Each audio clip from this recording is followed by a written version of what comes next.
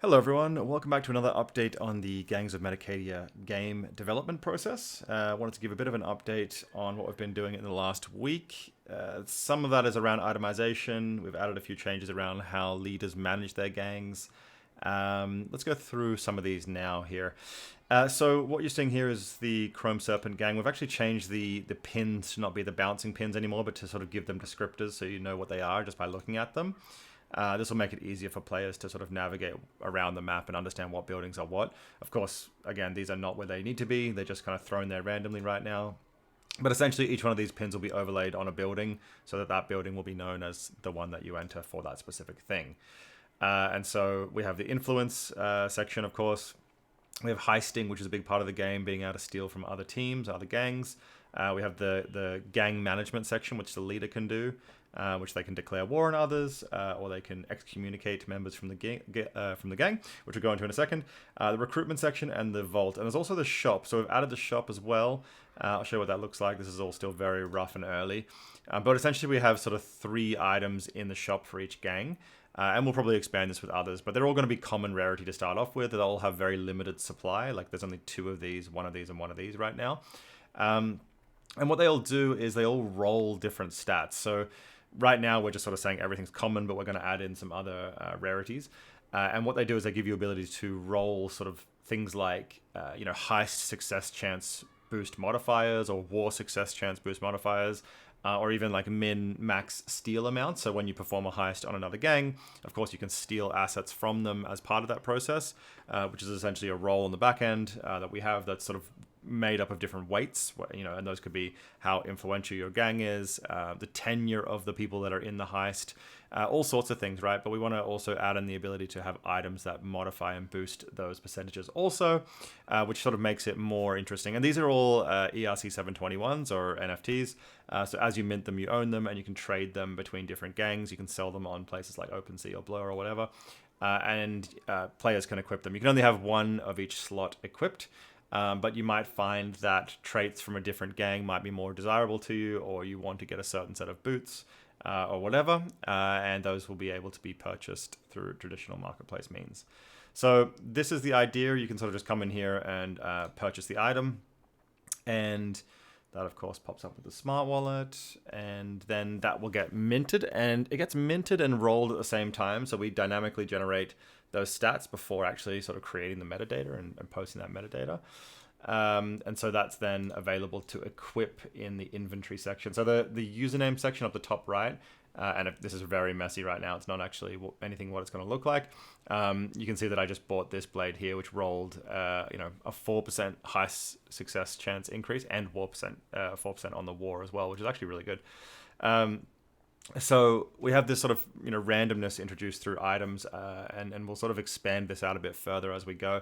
And all of the tokens that are used to buy the items, that just goes back into the vault of the gang that purchased it, right? So we're increasing ways to make the vault larger for a specific gang, which makes them more of a target, which then allows them to secure their vault even more with the secure aspect, which makes their vault even larger, which makes them more of a target. So what you can see here is we have essentially this very sort of common game strategy built into it, which is essentially, at the core of everything, it's a rock, scissors, paper, right? Where essentially you have 3 core pillars, which are the wealth of the gang being a large one, the security of the gang being another, and then of course the gang's ability to successfully heist or eliminate other gangs being the other sort of core tenet. And so, it's a constantly an evolving battle in the sort of city of Metacadia as it expands here with the different items and different elements that are in place. In the Serpent's Fang here for the Chrome Serpents, you can enter this section to sort of manage the gang. Of course, this is where the gang leader, in this case, this is me, I can come in here and sort of declare war on a different gang and eliminate them. And of course, eliminating them would then absorb all of their wealth also, which is a massive, it's a gamble to take because you don't know if you're going to win that war, because you don't really know how successful the other gang is in their heist, in their gearing process. You do know how wealthy they are, you do know how influential they are, but you don't know, really everything about them. So you're taking a gamble on going to war with other gangs and trying to defeat them. But we also have the ability to excommunicate other members. Now, I don't have any other members in this gang right now, it's only me. But here you'll essentially see the username and wallet address of certain members in the gang. and you can excommunicate them if you want to as the gang leader. Now, this is a really interesting take because what it allows the gang leader to do is to remove someone from the guild, essentially burning their insignia and kicking them out of the game. It can be considered quite brutal, but it's super interesting for elements of deception or spies that might be in the guild, right? Because it's possible that people join the gang, rather not guild. People join the gang, they mint an insignia and they just sort of negatively influence their own guild and then leave that wallet to go AFK, right? They just let it negatively influence the guild from the inside. And then they just don't do anything, right? So if the leader notices or sees a certain member in the gang that they think is not doing anything, or they think that shouldn't be in the gang anymore, they can essentially kick them out of the gang. Of course, it would be quite rare to do that because you don't want to do that essentially in a sense where it'll lower your influence because you're removing someone from your gang, which was partially increasing your modifier on influence, even though they were negatively influencing the gang from the inside.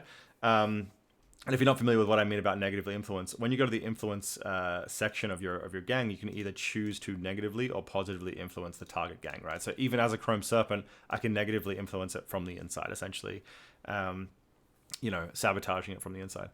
And so, yeah, it's possible for a leader to sort of kick those people out, or even if the leader believed that someone wanted to challenge them, what their decisions were, or the sort of the way they were taking that specific gang, they can essentially remove them out. And that's the benefit of becoming the leader. So that's something that we think is quite interesting, and we'll sort of introduce some randomness to how gangs sort of carry out throughout the season. So that's a little bit of an overview. We've changed a couple of the maps so far. We've added in some rain effects and things that sort of generate on random here.